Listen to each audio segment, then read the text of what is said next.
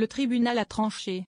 Le député insoumis des Bouches-du-Rhône Sébastien Delogout a été condamné ce vendredi 14 février pour violence aggravée sur un proviseur adjoint et sur une CPE, conseillère principale d'éducation, d'un lycée de Marseille. Il écope notamment d'une amende de 5 000 €. Les faits qui lui sont reprochés, et qu'il a toujours niés, remontent au mois de mars 2023, pendant la contestation sociale de la réforme des retraites. Le député de Marseille, qui ne cache pas ses ambitions pour les élections municipales de 2026, s'était rendu à l'époque devant le lycée Saint-Exupéry, dans les quartiers défavorisés de la ville, où des étudiants et lycéens participaient à un blocus. La justice l'a donc reconnu coupable, ce vendredi, d'avoir donné des coups aux 2 représentants de l'établissement, tous 2 parties civiles, au cours de cette mobilisation. Il écope en revanche d'une peine moins importante que les réquisitions du procureur qui avait demandé 6 mois de prison avec sursis.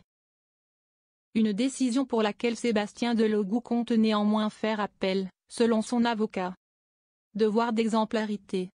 La question ne relève pas de la peine en soi mais du principe de la condamnation et de la culpabilité du député de la France insoumise, a expliqué Meillonnette Aguelmin à la sortie de l'audience, aux côtés du député, qui ne s'est pas exprimé.